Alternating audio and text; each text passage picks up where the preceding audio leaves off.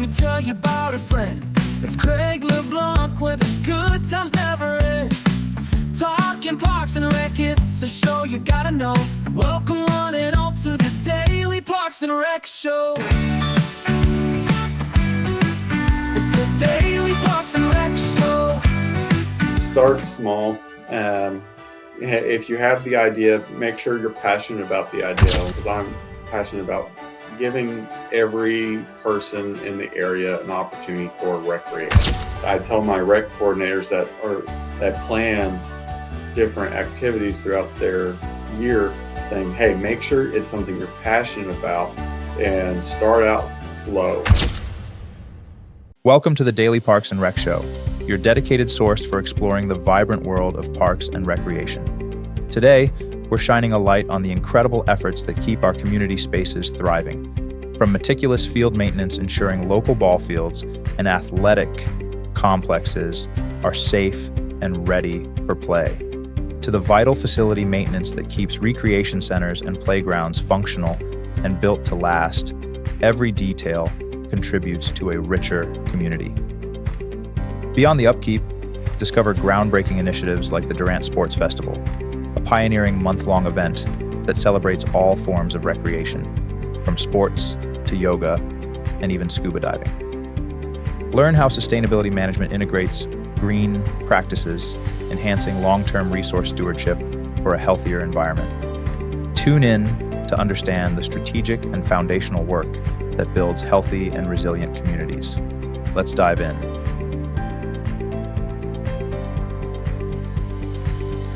Should be any second. All right.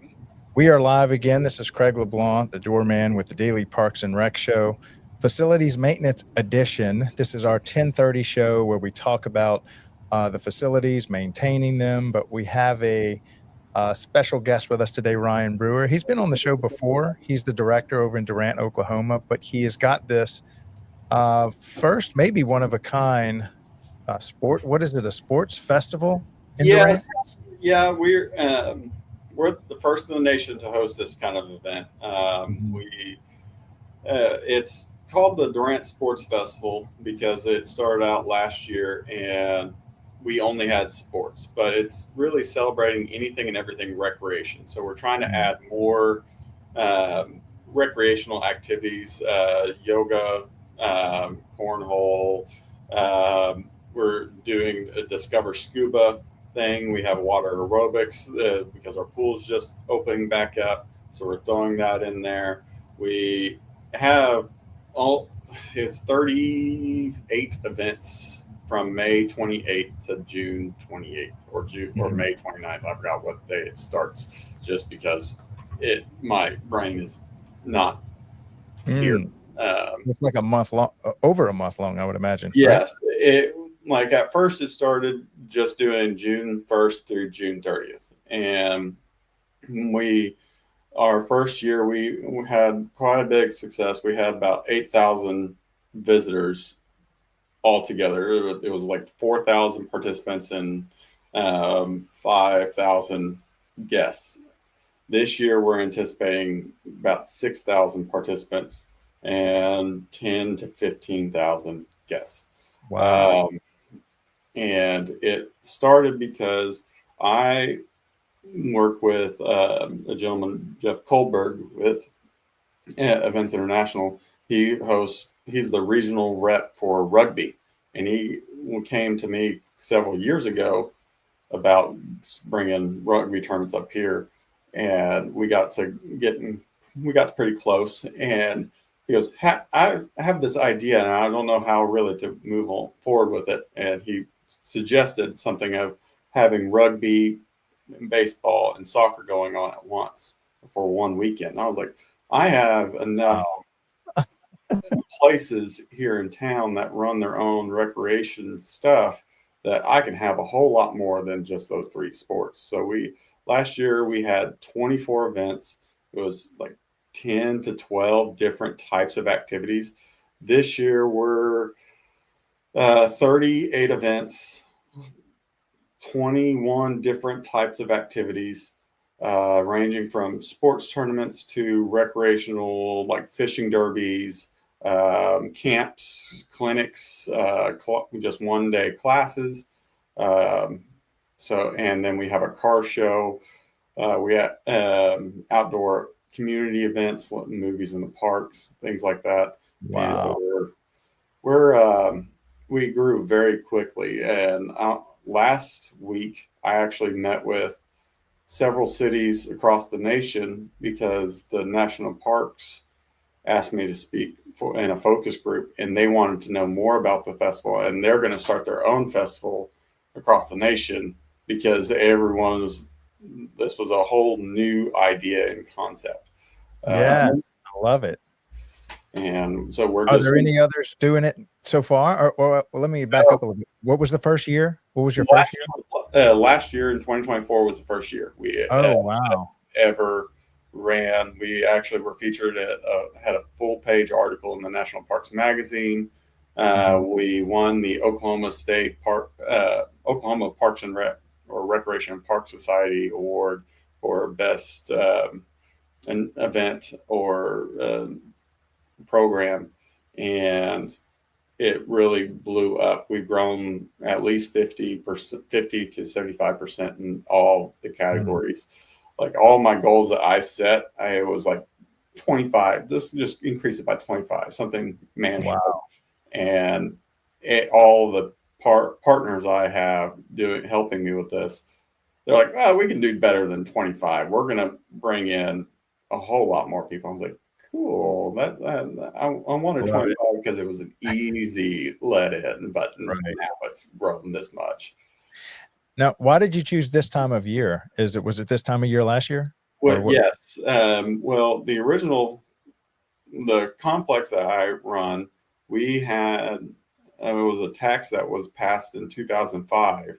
And for every tax dollar, 25 cents went to the complex and 25 cents went to the local college here at Southeastern. June, when I started playing this last year, and it was around September, I was told June is the last month of the tax. And I was like, well, if that's the case, let's do one last hoorah and bring in all these people to get tax dollars. So it shows, okay, maybe we can get the tax rolled over back to where all 50 cents goes to the complex. Yeah. That didn't happen, but we already established this, so might as well keep going, and hopefully we can get something in the future. Now, what's the revenue generation of the actual event? What's the economy behind it? So last year, if we had, I anticipate it was like $600,000 in tax dollars, just because it was, and that was going off of if every adult that visited spent $50 in the city of Durant in the time that we were here, and that's not. That seems pretty low. Yeah, I know. But in my mindset, I'd rather estimate low and it be a lot higher. And just from Placer AI information and all that, we had Placer AI said I had 36,000 people visit these areas that were city owned last year. And I was like, I don't think that was the case, but it was quite a bit of people. And we had over 2,000 people stay in the local hotels. So that was a tax that went back to them because the hotels have a tourism board that gave us the initial seed money for as a grant to fund this and get this moving. I didn't apply for that same grant this year because we changed tactics of we're not going to pay for everyone to do this. Now they run their own tournament. They still pay me for field rentals, but it's a much cheaper rate because we're trying to, again, just get as many people out in a healthy, doing healthy living styles, discovering new sports. We have stickball. The tribe here at Choctaw Tribe runs 2 stickball tournaments. So it's seeing that a lot of people don't know. We have rugby that Last year we just had adult men's and women's. This year we have youth as well. And the year after, or next year, we're already looking at having 2 weeks, one just dedicated to youth and one dedicated to adult, because the youth division wants to go younger in rugby. And so we're adding that stuff in. So it's and just in my department, it doesn't generate a whole lot of revenue. I think we break even, if anything, but it's the overall tax dollars coming into the city. That's what I look at, because those in Parks and Rec know our goal isn't to really, we try to make money, but there's no way we can cover our costs. Right. Our goal is to get people in town and they stay a while, they spend their money, and the city will get the tax dollars that way, especially here in Oklahoma, that all the tax only funding the cities get are sales tax dollars. It's not, we don't get anything from the state really. So we don't get property tax, it's just sales tax. Yeah. You know, one thing I love, and I don't think this is highlighted enough, but one thing I love about covering just the Parks and Rec and municipal content as to what y'all do is y'all are naturally framed to just think long term, in decades and even centuries sometimes, knowing that somebody's got to get in there and wrestle the first 5 to 10 years of an event like this. But then you see these massive events like I just attended Jazz Fest, and it's when you see 500,000 people show up in the field, but then you're like, how long has this event been going on? And it's been put for decades. And so, you know, I think thinking 10 years down the road of what it mean for your city and this event is just, you know. That's my biggest piece of advice for anyone new to the Parks and Rec field is if you have an idea to bring something new to your city, your program, your agency, is planning the first year to be small. And when you go for funding, say, hey, this is going to be small this year, but we're looking at building every year. And so you have that solid foundation and you don't overexert yourself that first year. Only reason with this festival, we were able to go as big as we did the first year is because I'm not personally running all these tournaments or all these events. We, as the city, run 3 to 4 events in the month time, but it's going to the community partners that I have built relationships with, the Durant Soccer Club, the local baseball clubs, the high school sports, and more, to say, hey, you can have this event, and instead of me charging you my normal rate, we're going to discount it, but we want you to show that in your pricing to allow more people to participate. I let the local nonprofits join in for free and no deposit, no field rental, and they can host their own event to raise money for their cause as long as they provide me their 501c3. And I'm trying to use it to develop programming that helps that demographic. This year we're hosting a buddy ball tournament that's for the disabled youth in the surrounding areas, and we're using that as a kicker to have a buddy ball league in the fall, just to say, hey, we're here. The city events that we run, pickleball, and we're doing wiffle ball this year. It's to try to see how many people would actually participate in a tournament, to try to convince them, hey, let's do a weekly league that is, the cost is low. The idea is to get out and have fun. Right. And I pulled up on maps just to show people that aren't familiar with the size of the complex that you have. Maybe if you want to explain a little bit about what we're looking here, but I'm seeing 8 baseball fields. Yeah, we have 8 diamond fields, 1 football stadium, and then on the bottom of that map is our multi-purpose soccer, right here, soccer, rugby, recreation area. So we have those fields dedicated for soccer most of the time of the year, but the rugby plays on those fields.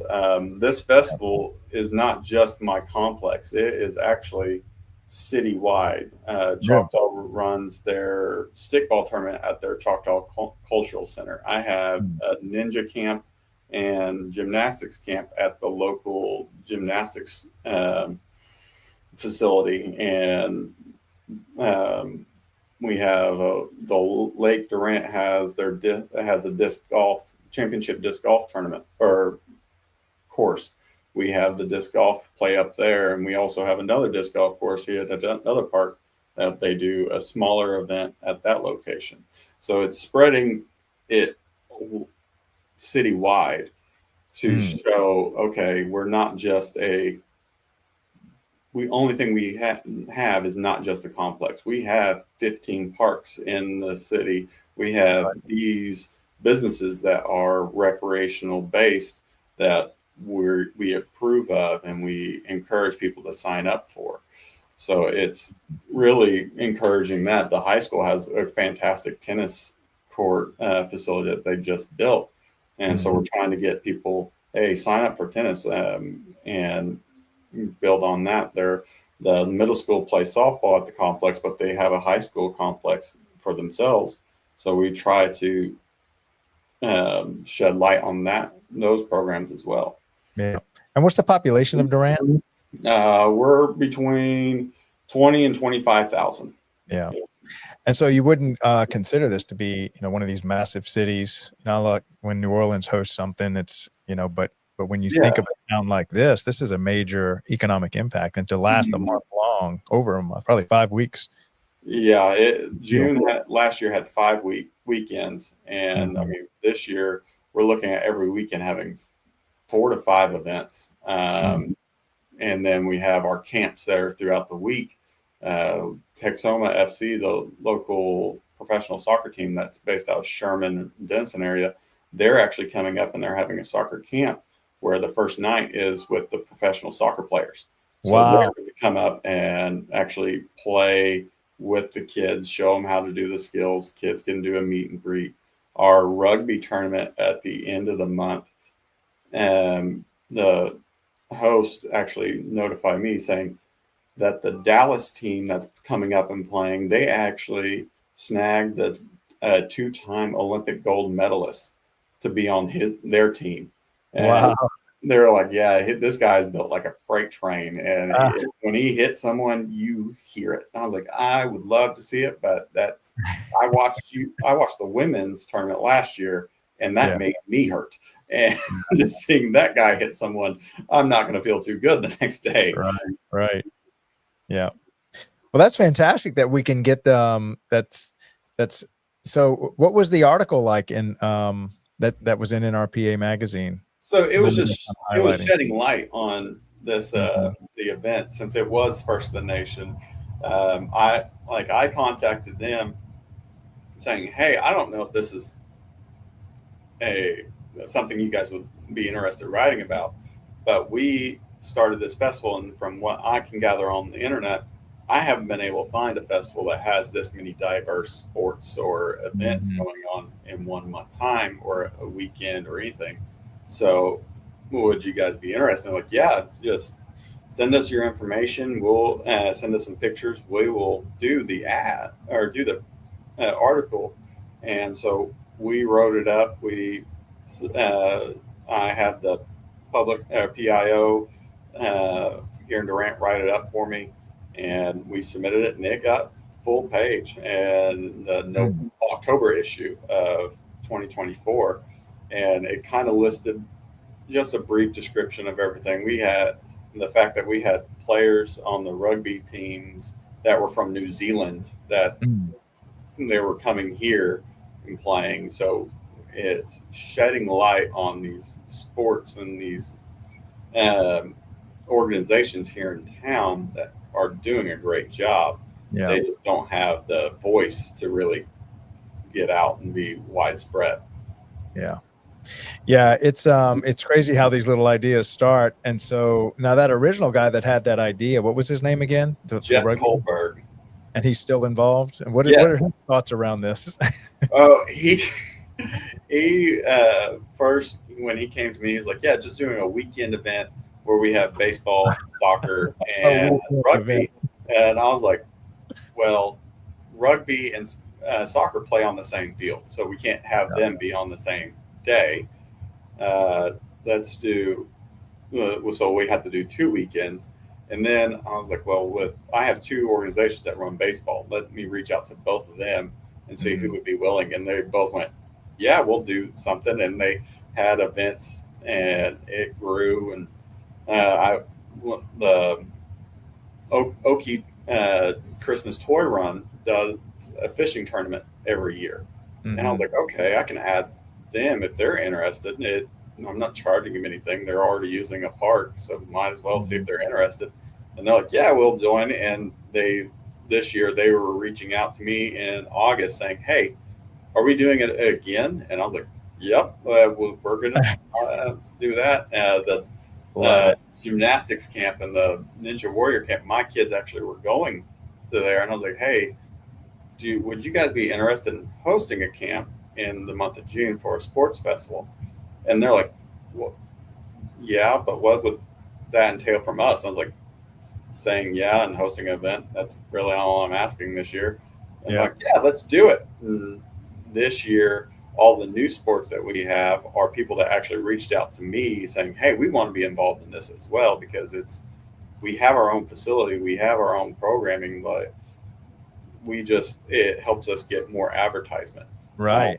The Durant Riding Club has a PRCA rodeo, a national rodeo every year. And it's always the last weekend or the weekend after Memorial Day. So some weekends it's in June, some weekends it's not. So I was like, I'll just throw you guys in there. Might as well throw you in there, and we just extend it out. It's not going to hurt. You gotta have a rodeo if you're going to have an event. Yeah, and they have about 300, 400 participants and riders participating in that. And then my disc golf club here in town, they usually do their big disc golf tournament in May when it's cooler, but they got approved to have an actual tier A or B, but one of the top tier disc golf tournaments in the nation. So they're like, hey, we actually have to go with their schedule, and they're pushing it back to June. And I was like, do you want to be a part of the sports festival? We already close everything down so people can't book anything. And they're like, yeah, might as well. So we have that going. So we have 3 events that are national events. And then the rest are events or 4 events if you include stickball, because it's tribes from all across the nation playing in stickball. It's adult and youth. So we have 4 events that are nationally known events participating in this event. And then I have a lot of local events that are getting more recognition and getting people from out of state seeing this and coming in and playing. Baseball, having people from Arkansas, Louisiana coming in. And who's coming from Louisiana? I have no idea. I don't ask them who is coming, what teams are coming from where. They just sent me the numbers of how many teams they have signed up. And I'm like, that sounds great to me. And we just go from there. Oh, I cannot wait. I hope this is going to be one of the largest sports festivals in America.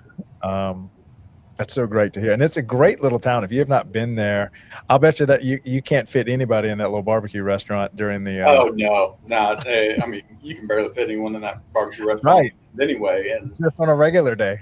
And we with the tribe giving some benefits for kids to do their arcade in the evenings.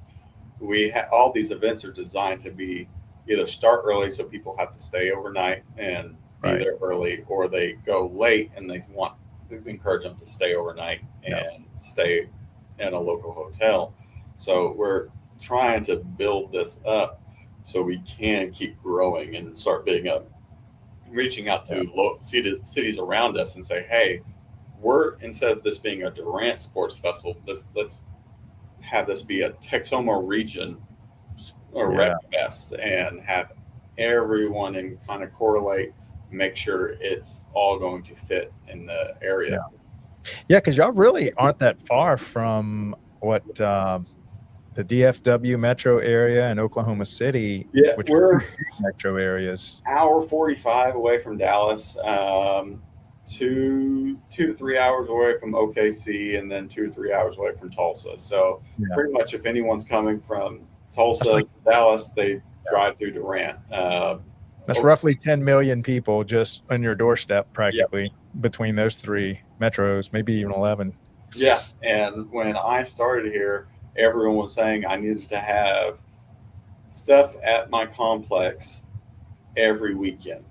And I was like, well, what have they done in the past to encourage that? And they're like, nothing. And I was like, well, it's not going to be an overnight deal. We have to grow and get our name out there and to bring in more people, because me hosting events, you're just going to get local teams. But if you have these other third parties coming in and hosting an event, then you have that reach that's automatically given.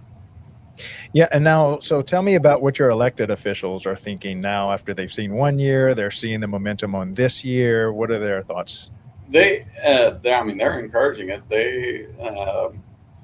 Your city manager, the mayor? Oh, yeah. Last year was our city manager's. She started just a little bit before the festival started. And I was like, hey, just so you know, I got this coming up.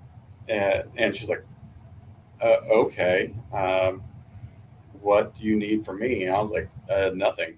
We have it all covered. I'm just letting you know that I'm going to be out of pocket for like the next month, working 60 to 80 hours a week. Just thousands of people are going to show up because of what we're doing in June. So hang on.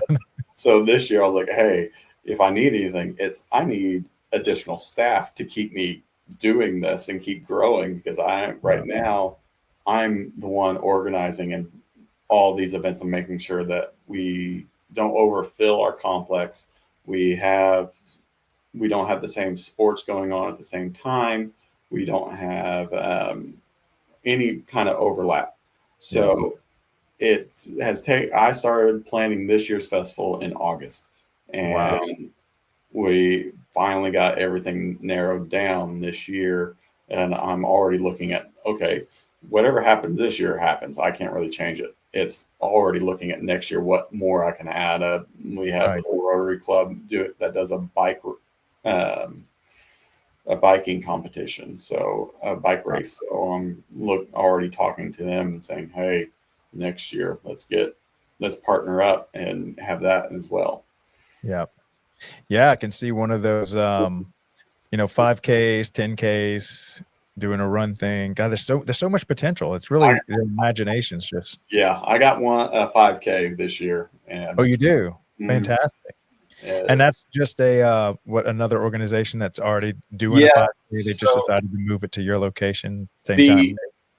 This year, or every year, the City of Durant and the Chamber of Commerce has a Magnolia Festival that is always the last weekend of May.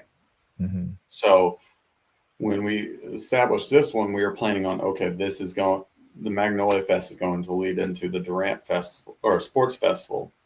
And this year, since we moved it up to incorporate the rodeo, they overlap.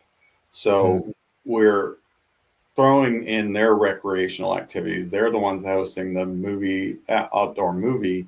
I'm providing the screen and the license for the movie. So they are setting everything up, but they also do a 5K fun run that they host. They plan, they do all that. They're just incorporating it to have a more diverse option. So I can start advertising next year. Hey, we have even more events, and we can have get more people involved in all their stuff, because all the participants last year, if they were a private business or a third party that ran any kind of recreation, they saw an increase of 5% of participants throughout the year. So, depending on which organization, it might have only been 5-10 people, but it's still 5 or 10 people in 1 year that they didn't have the year before because they were introduced because of the sports festival. Right. So we're hoping that that's how we're going to keep growing this, is we have these local businesses that, or third parties that run recreational activities. They keep growing, so they keep partnering with us, and we keep growing as a program, since I don't have the staffing to run any recreational program. So, and this can kind of tie us back into the facilities maintenance show. For those of you new to this show, this is where, by popular demand, every time I ask the director, was there any kind of content that you feel like needs to be created to an underserved community outside of Parks and Rec? Almost every director said, man, if you can create anything for the guys maintaining our facilities, we don't show them near enough love at the convention level and other stuff. We've got a few states that do maintenance rodeos, but nothing like the rest of Parks and Recreation. So we created a Monday through Thursday show just on facilities maintenance. And one of the things that I guess a lot of people don't realize in Parks and Recreation facilities maintenance, how much effort goes into events. Yes. I've even had some departments say, we don't cut grass on Mondays and Fridays and Mondays because we're setting up for the weekend on Fridays and we're tearing down on Mondays, and we're all working the weekends. So we got to get the grass cut between Tuesday, Wednesday, and Thursday. So the workload on an event prep and tear down is massive. Maybe you can speak a little to what do you have to do for this event? I'm fairly certain my guys at the complex hate me now because we're still wrapping up our recreational leagues, and that their end of season tournaments are going to be in the festival. And this is peak grass growing season. This is probably the worst time. It's the worst time to have an event like this. But I have my guys. I have one guy that does the lining, so he'll depending on, we have a turf tank robot that will go out and do all the lining, and then I have 4 guys that are mowing the fields for baseball, dragging, getting those fields prepped. And so it's just finding, okay, what event is coming up? What location do we need to worry about this first weekend? And then we can start planning for next weekend, see if we need to have additional staff. So this first weekend is a lighter weekend for us because we have the only things that are on city property are disc golf that's at the lake. And then we have a flag football tournament. So it's only mowing and maintaining the multi-purpose field and the soccer field. So it's just mowing and then getting the field dimensions mapped out. The lake, it's for disc golf, it's just mowing the fairways, which we already mow already. So it's not that big of a deal. But after that, it's when it says, okay, we're going to start throwing everything at the wind. And we have baseball all for the next 3 weekends. We have softball tournaments throughout the week. Soccer's going to be in multiple areas. So it's really incorporating everything, making sure we not only are keeping the grass mowed and all that in these locations, and making sure bathrooms are up or working, because if you run a facility, kids, when they get bored, they go into the restroom because that's their hangout place for some reason, and they destroy stuff every once in a while. So knowing, okay, these restrooms are fully stocked, we are not going to get complaints about that. Making sure our concession stands, everything is working and all the equipment's working. And yeah, it's a mess, that's for sure. Yeah. Now, what about concessions? Is that a revenue stream directly goes into the park system for y'all, or do y'all kind of sub out, or what's going? So with our complex, how we do it is, if a third party comes in and wants to run a tournament, they're able to keep gate, but we run our own concession because we have the license with the health department, so we have to run it. Are the And facilities big enough for an event like this, or do you have to bring in food trucks or any kind of extra I capacity? we don't have Yep. to. I encourage and try to get food trucks there because our concessions, we 9 times out of 10 will have we have 10 to 15 concession workers Mhm. throughout the season.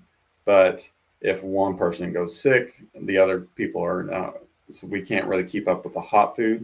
Mhm. So, and our concessions aren't really, they don't have the equipment to really do good hot food. Mhm. So we're encouraging these food trucks to come in. They do their own for hot food, so we can just do the snacks and the drinks that Mhm. people are coming in and, oh, mom, dad forgot to bring my water, so let's hurry up and get that transaction done. Right. So we try to work it out that way because yes, hot foods cost or bring in more revenue, but the cost is more. So Right. we try to stick with just snack foods, something that's easy. We can easy to maintain, we easy to clean up. So if the health department does do a surprise inspection, we are pretty much set. Right. Now, do you collect anything from the food trucks, or you just let them, you know, provide their We service, or how does that work? so in the city of Durant, we have a vendor permit that food trucks have to buy, but that doesn't go to parks at all. Mhm. So, but the state of Oklahoma just passed a um, law or statute that says that cities can no longer do permits for food trucks. What? Yeah, I don't know, What's because going on there? this how the code enforcement guys told me is the state said we don't want food trucks to get permit or have cities charge for permits because they already had to have these state licenses and all that. So why hurt the entrepreneur? And I was like, well, that's fine and all, but they use our property, they use our resources, so that's why we have those taxes or those permits. Well, since we're not able to do that anymore, that we're trying to find some way to do it. And what I've done in the past in previous locations was I had them sign an agreement saying you can operate on parks grounds, but you have to donate a it was like 5 to 10% of your proceeds Mhm. to the Parks and Rec department, and they can be on as long as I give them permission, I give them permit, we're good to go. Here in Yep. Durant, we haven't ever established that, so I'm trying to get that code and fee schedule kind of established so I can. But for now, it's as long as they have a city permit, they're free to, and they just have to get my permission first. Right. And I kind of say, hey, if we don't, I'm not saying you have to, but we encourage any vendor to have some kind of donation to the parks department so we can Mhm. keep having these events because the permits, the licensings, and all that most parks and most states offer, that really helps Right. add additional programs Yeah. and help fund that because that's always a portion How is much was the permits before the state law was passed? for the city of Durant, it's like $300. Yeah. Uh, And that covers you for the year, or just for? there was a month one, 3-day weekend one, or a year long one. Mm. I just when I put it into the parks fee schedule, I did the same thing. I was like, you can have it. You can operate on park grounds for a weekend, month, or Mm. a year. And I encourage just doing a year, and then I invite you guys to come to the events that we host. Uh, because if a third party comes in, I ask them, is it okay if I have these food trucks come in Yeah. to, because I mean, they have to pay sales tax as well. So either way, we get a portion of it. So it Mm. encourages and helps their business, helps them grow, and then we can have more come from Right. across the state. So this came down from the state, at the state level. Yeah, and I'm not too familiar with it. I was just informed of it last week or something. Mm-hmm. I was like, well, that's something we got to figure out, because if we, on our city statute or in city code, it says no selling food or drink in parks. Well, if the state says they don't have to get that permit anymore, then how do I regulate who's coming in and selling food or drink? So it's finding a kind of middle ground. Yeah. I wonder who was the motivating. I mean, I don't know if the food truck union is that strong, or if that's just a pro-business side of Oklahoma trying to. I haven't done my research on it, but when they brought it to me, I was like, "That's a weird thing that they randomly passed." Food truck mafia coming in, strong arming their way. It doesn't make a whole lot of sense, but okay, we'll just move forward from there. Yep. Now, how about like setting up bathrooms? You know, let's talk about your. So, how many maintenance staff do you have with you? So altogether, I have for ground maintenance 5, 6, 7, 8. I have around 10 to 12 full-time park maintenance, and then I have my rec coordinators. There's 2, and then myself and my foreman. But the park maintenance that also does the mowing, they're the ones that do the general facility maintenance and the parks. And if it there's a facility maintenance department that I can reach out to if it's plumbing or electrical, but for the most part, it's my 10 to 12 guys that. Yeah. Now, is it pretty much all hands on deck for the month of June, trying to push this event? And then is the city contributing to any labor this year? I mean, with parks, it's once May hits and mowing starts, it's always all hands on deck. It's because we have 1,200 acres that my 12 guys mow, plus 1,700 acres of right of ways and all that. So I have those 12 guys that mow all that. Mm-hmm. And so I'm like, if you are taking off, we got to make sure that it's either mid-July or early August, so it's in the drought time, or it's after the growing season.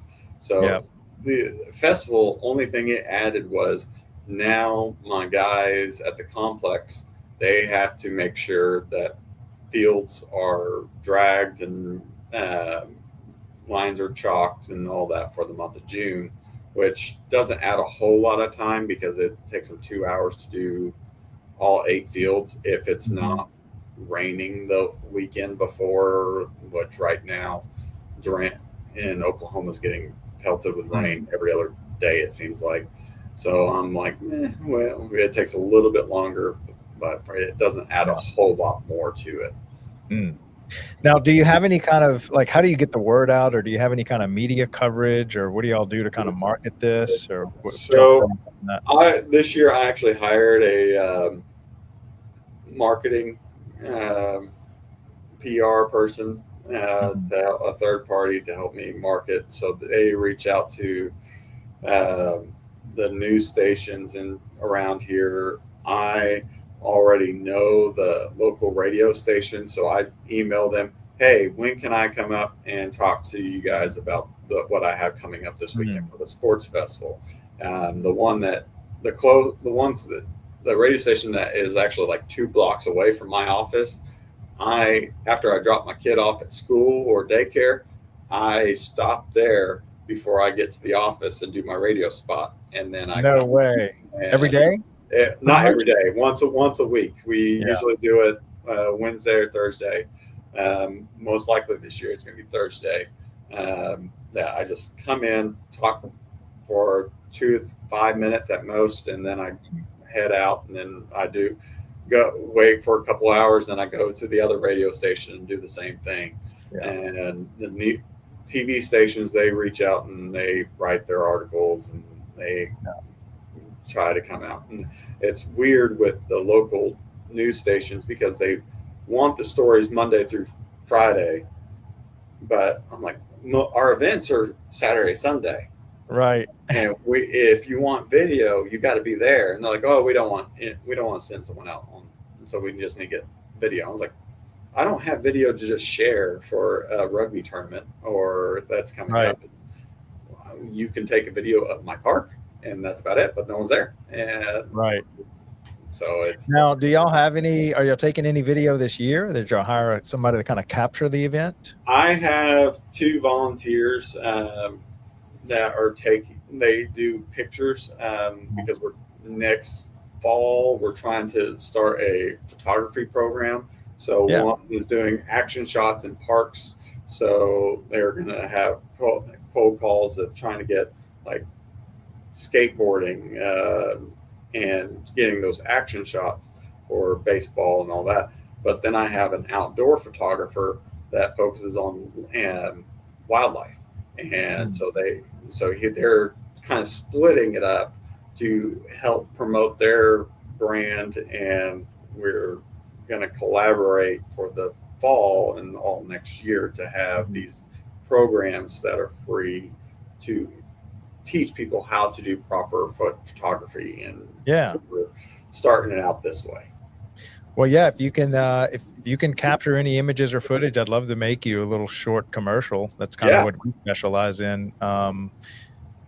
Every video, matter of fact, this video right here is going to have a little short highlight reel. And usually if we were showcasing a Parks and Rec department, after the live is recorded, we ask them, hey, do you have any festivals you want to promote or anything that you've already filmed? And we can make you a little 1 or 2 minute commercial promo that then you can just use throughout the year. So throw me what you got and I'll put it in the hands of our producer. They do a really good job of putting stuff together, and then you can use that as a promotion on your social media throughout the rest of the year. Yeah, I'll have to, right now I only have pictures of some of the events last year, but most of the pictures that we have are taken by myself and my iPhone. So they're not the best. And so the people taking pictures, typically the cameras they're using, those Canons and other stuff, they also do video. And a lot of video is captured using that exact same lens and camera. I'm looking at getting some of those cameras for this show right here, and man, that glass, it's gotten a lot cheaper. Like the glass used to cost like $3,000 to $5,000 just for the thing you kind of screw on to the front of the camera, and now it's gotten down to just about $800 for a decent one, and then the camera's about the same amount. So it's gone from maybe $10,000 for a decent setup to just probably $1,500 to $2,000. You can get a really good rig, professional. And it'll do film, and it's not officially like a film camera, but most events like this, like any kind of wedding or anything you're doing like that, you almost kind of want to hire, I guess the same person you would use to film your wedding or photograph your wedding. And all of that. It's just getting those partnerships established for us as the goal is, let's start with from the 2 that I know, and then we build from there. And I'm trying to get more photographers and more artists involved. We have several programs that are about beautifying the parks. So we're trying to do a mural contest. We just got the America Connects mosaic mural installed at the complex. That was 2,000 tiles from people all across the nation. We ended up winning it, and we had 100 tiles from Durant residents that were able to paint. So we now have this 12-foot by 24-foot mural at the complex that people travel from all across the nation to see where their tile lays, and seeing it up close is a pretty cool deal. Well, that's one of the things I'd like to do this year is, after I get everything set up, my whole editing team, get a good rhythm of producing 4 or 5 hours of content a day, at least throughout the week for the Daily Parks and Rec show. My intention is next year to have like at least one camera crew that can capture events that we already are attending, because we've got a lot of invitations to state associations that want us to just come to their state association.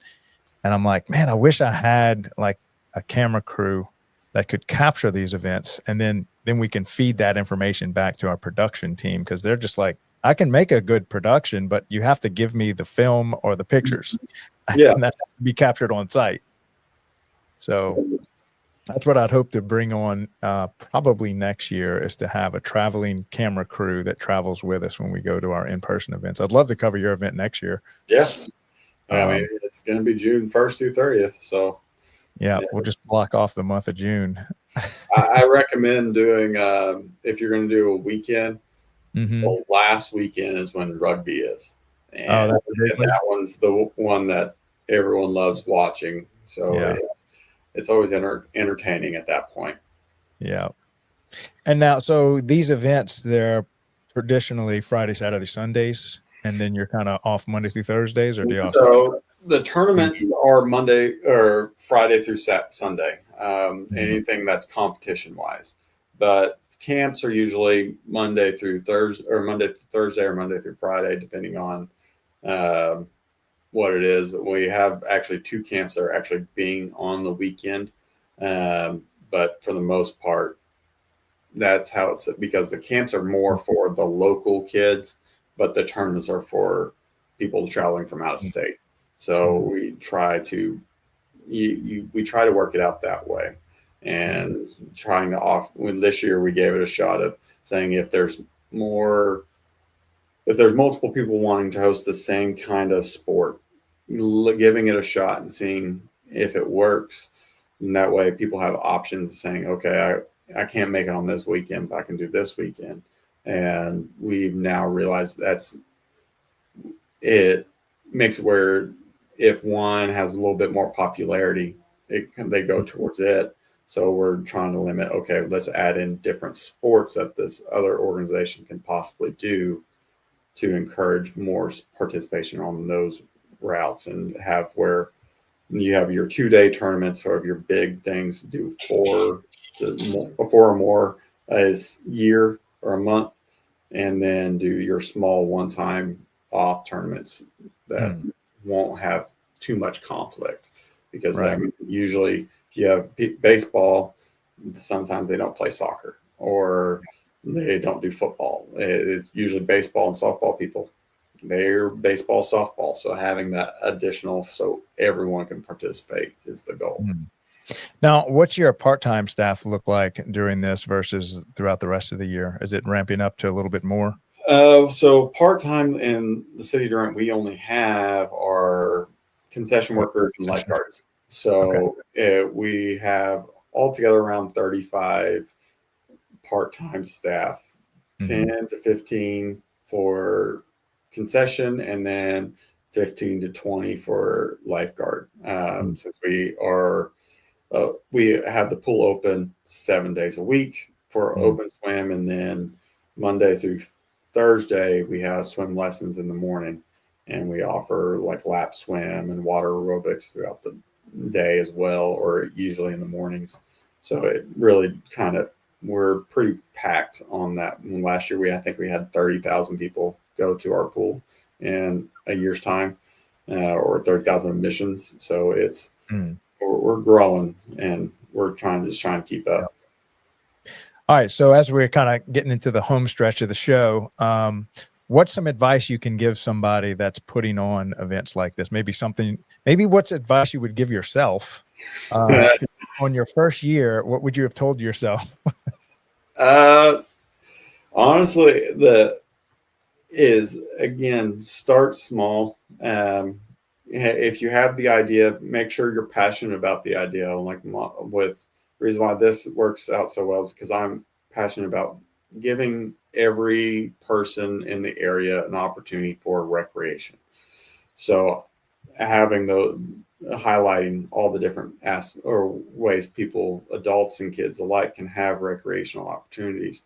But I tell my rec coordinators that plan different activities throughout their year, saying, hey, make sure it's something you're passionate about and start out slow, start lowballing it, thinking, okay, if what's the bare minimum you can do to or have participate and this still be a functional event. Mhm. And if the first year it grows and is more than you anticipate, that's great. But still next year, only increase it by like 25% of what you originally planned, because then you are really going to build a solid foundation.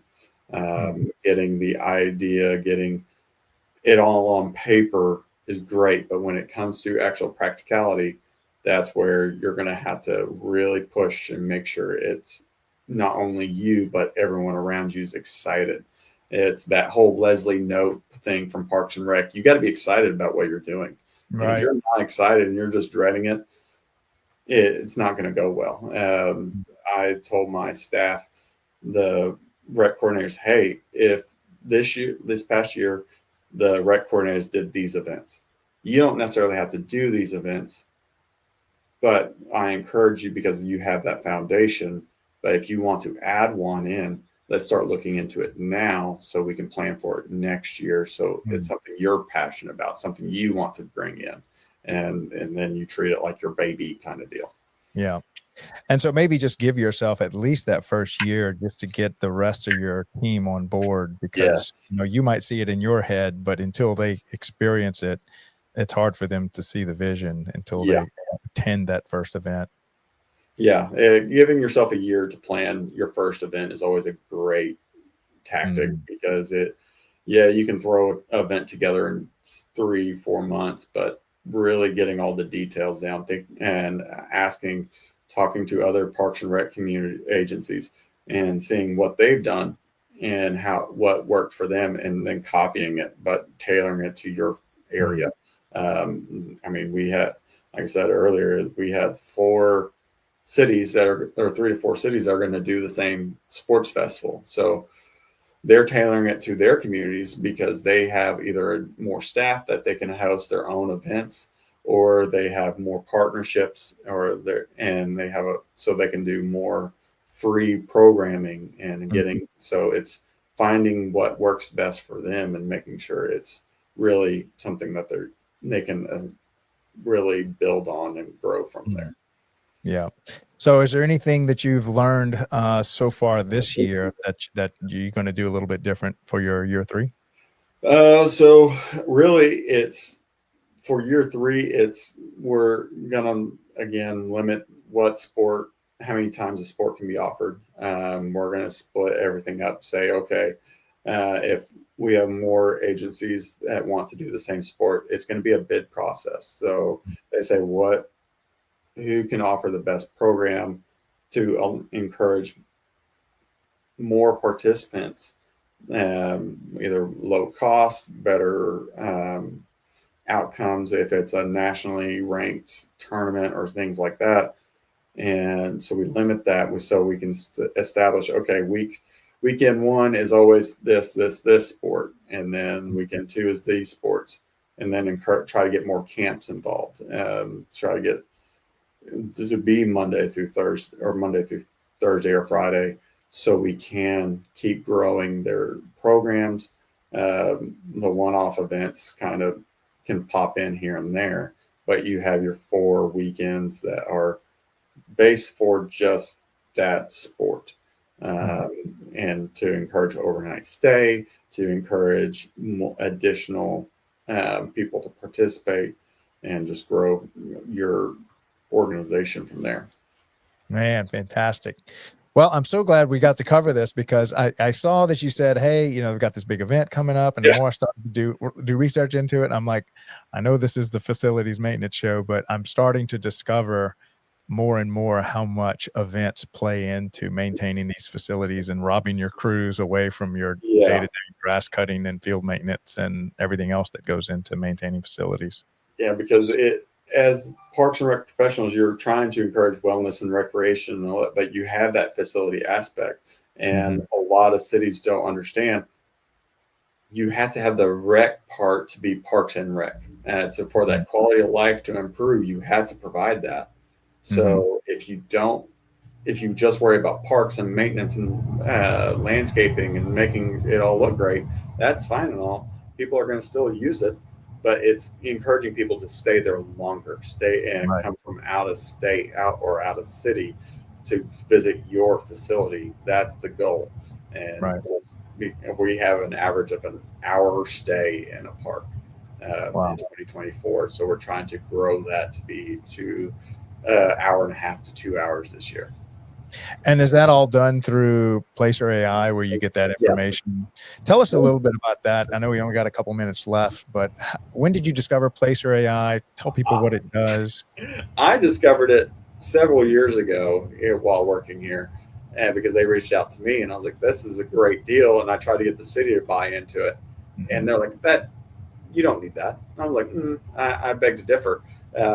And then this past year, the community development or economic development department head discovered it, and she's like, "I can use this data to show what potential businesses, what everyone does when they come to the city." So I'm like, okay, give me the information from my parks, and that way I can try to get vendors and show, okay, I have in city of Durant, we had over 30,000 people visit a park in all 15 parks.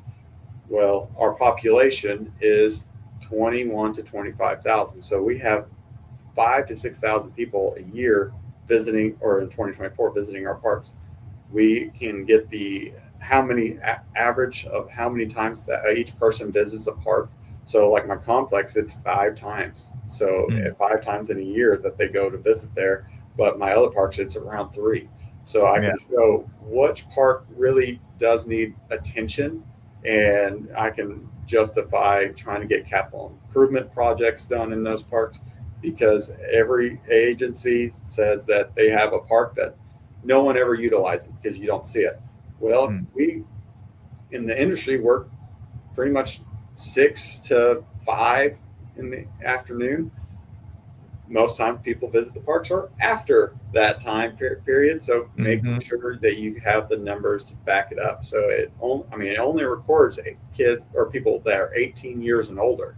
Right. I'm having 400,000 people visit my parks in 2024 and I can show where they go from, where they are before they go to the park, and then where they go after. So I can go to my vendors and try to get sponsors saying, hey, 20% of the people that visit my parks go to dining, go to shopping. And so even then, it's around 100,000 people that go to my parks in a year that are going to go out and spend money. Yeah. And so trying to encourage them to invest in parks as well, instead of me trying to host these events by get some hard data. Do you have a rep that works with you, or is it just kind of you just sign up on their website, or how's that work? They have reps. How we have it now is the economic developer is the only one that can access the data.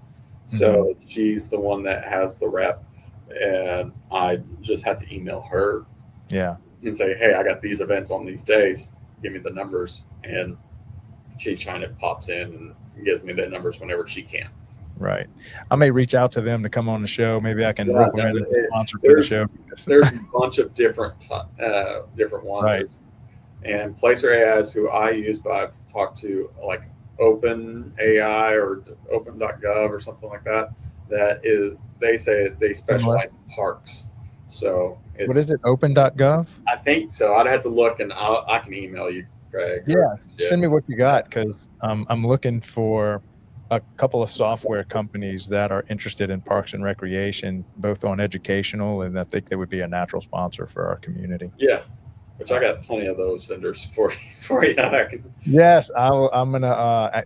I actually partnered with Suzanne Diaz, who has a consulting firm that she started to work with Parks and Rec, but she's the executive director for the state of Louisiana, their association.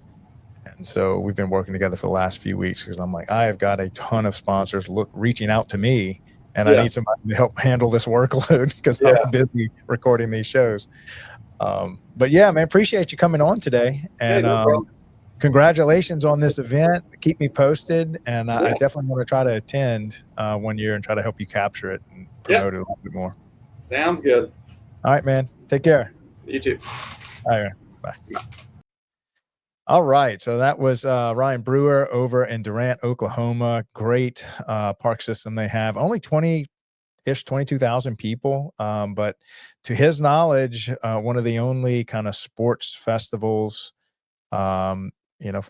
inside of a Parks and Rec department like he's doing. I think we're going to stay close to this one and monitor it and really try to raise awareness as to what it is, how it works. Because, thinking about what he's doing, I can think of, so many sports complexes throughout America that I'm close to that could look at his model and definitely put on something like this as a way to raise awareness to, rec and sports activities that are also happening on Parks and Rec facilities. And this would drive traffic, not just to in general park systems, but also to the community for hotel and food, and great economic driver. What a great concept. Congratulations, Ryan. And I forget the other gentleman that he mentioned had the idea for him. So this is their year 2. And we're going to try to promote it and hopefully be there for year 3. But again, this is Craig LeBlanc, the doorman with the Daily Parks and Rec Show, Facilities Maintenance Edition. Stay tuned. In about 20 minutes, we have Thomas White, I believe, coming on from Henry County, Georgia. We are actually helping his whole team produce a monthly podcast, second Wednesday of every month. So the first one's, I think, June 11th. Let me see. It's June 11th, second Wednesday.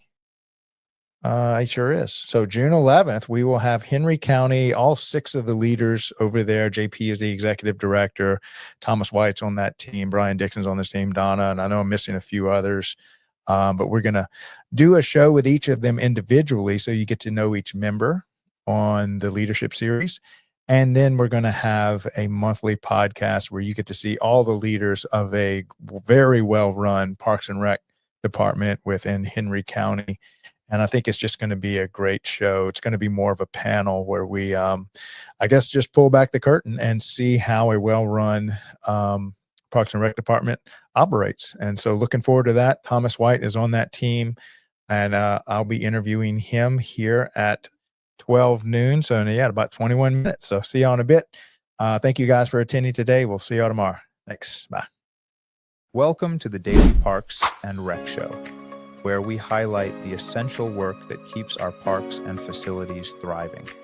From local ball fields to multi-use athletic complexes, field maintenance ensures every space is safe, ready, and welcoming for play and community events. Facility maintenance is the backbone of operational excellence, ensuring that recreation centers, playgrounds, and shared spaces are functional, clean, and built to last.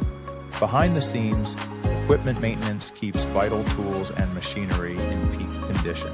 At the core of future forward thinking is sustainability management, integrating green practices that reduce environmental impact and enhance long-term resource stewardship.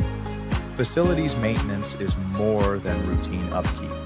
It's strategic, essential, and foundational to building healthy and resilient communities. This is the Daily Parks and Rec Show, honoring the professionals who keep our spaces running and our communities strong.